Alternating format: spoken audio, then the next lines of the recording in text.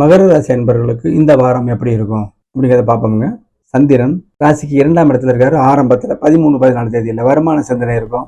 அங்கே ஒளி குறைந்த சந்திரனாக இருந்தாலும் குரு பார்வைப்படுவதால் உங்கள் தகுதிக்கு ஏற்ப, உங்களுடைய திறனுக்கு ஏற்ப, உங்கள் யோகத்துக்கு ஏற்ப வருமானங்கள் வந்துக்கிட்டு இருக்கும். வாக்கால் பிழைப்பவர்கள் நல்லபடியாக இருக்கீங்க. குடும்பத்தில் சுபிச்சங்கள் அவங்க தசாபதிக்கு தகுந்தவாறு நடக்கும். எத்தனையோ கோடி மக்கள் இருக்காங்க.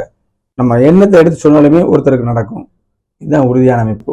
அடுத்து 3ஆம் இடம் நம்பிக்கை. இந்த இடத்துல பார்த்தீங்கன்னா இந்த சுபத்துவமும் பாவத்துவமும் கலந்த அமைப்பு இருக்கு. குரு புதன் பரிவர்த்தனை தான் இருக்கட்டும், இருந்தாலும் ஒரு பலவீனமும் அதுக்கு பேர் சுபத்துவம் தான் கண்டிப்பாக நடக்கும்.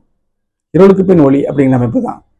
அப்போ பார்த்தீங்கன்னா 3ஆம் இடம் ஆகுது. உங்கள் நம்பிக்கை நீங்கள் முயற்சி பண்ணும்போது 3ஆம் இடம் தேகம், அப்படியே தேகம் பலவீனமாக நாளைக்கு பார்த்துக்குருவோம் அப்படிங்கிற மாதிரி போகும். உங்களுடைய ஆரோக்கியம் அப்படி தான் இருக்கும். நீங்கள் என்ன செய்யணும்? ஆரோக்கியத்துக்கான அந்த நேரங்களில் நமக்கு தேவையான உணவை சாப்பிட்டுக்கணும். நம்ம எதிர்த்து பீடு நடை போட வேணும். எதிர் நீச்சல் சொல்கிறோம்ல, அந்த அமைப்பில் போகணும். ஜோதிடமே அதுதான் சொல்லுது. அப்போ 3ஆம் இடத்துல வரும்பொழுது நம்ம தேகம் பாதிக்கப்படலாம், சகோதர உறவு பாதிக்கப்படலாம். அதையெல்லாம் நிவர்த்தி பண்ணி நம்ம செய்யணும்.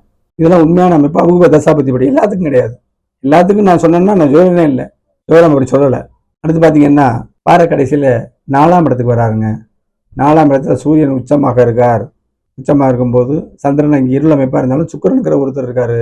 அப்போ தாயாருடைய அன்பு கிடைக்கும். வாகன தொழில் செய்யக்கூடிய எண்ணங்கள் வரும். வாகன தொழில் செஞ்சுக்கிட்டு நசிஞ்சுக்கிட்டு இருக்கவங்களுக்கு நல்லபடியாக இருக்கும். கல்வி நல்லா இருக்கும். அதாவது கொஞ்சம் முயற்சியோடு செய்யணும். பாவத்துவம் அப்படி கூட இருந்தால் நம்ம முயற்சி செய்யணுங்க. வெளிச்சம் இருந்தால் நம்ம முயற்சி செய்யாமலே கிரகம் நம்ம அழைச்சிட்டு போயிடுங்க. வெளிச்சம் இருந்தால் நம்மளால் நடந்துடலாமே.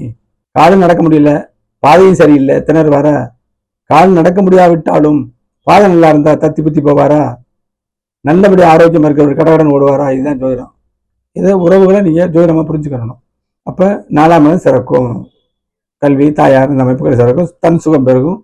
வாகன அமைப்பில் எந்த பழுது இல்லாமல் போய்கிட்டே இருப்பீங்க இந்த வாரம் அப்படின்னு சொல்லிடலாம். குரு பகவான் இது வரைக்கும் 6ஆம் இடத்துல இருந்தார். எண்ணத்தையோ உங்கள் தசாபதிக்கு தகுந்தவர். வேலை இல்லாதவர்கள் கூட ஏதோ ஒரு சிறு வேலை, பிரயோஜனமான வேலை கண்டிப்பாக இருந்தது. பலவீனமானவர்களுக்கு கூட கண்டிப்பாக இருந்தது. அப்போ அங்கே இருந்து 10ஆம் இடத்தை பார்த்தார்ல, 6, 10 வெளிச்சம் வேலையோ தொழிலோ உங்களுக்கு இருந்ததுன்னு சொல்லிடலாம். 12ஆம் இடம் ஏதோ நார்மலான தூக்கம் இருந்தது. செலவு செய்ய பணம் உங்களோட அமைப்பு படி இருந்தது. வெளியூர் போகக்கூடிய, வெளிநாட்டில் போகக்கூடிய எண்ணங்கள் உங்களுக்கு இருந்திருக்கலாம். எண்ணங்கள் வர வரைக்கும் கூட கிரகங்கள் செயல்பட்டிருக்கலாம். அப்போ 2ஆம் இடத்தையும் குரு பார்க்கறதுனால என்னத்தையோ உங்களுக்கு வருமானம் வந்துகிட்டு இருந்ததுன்னு சொல்லி சொல்லிடலாம்.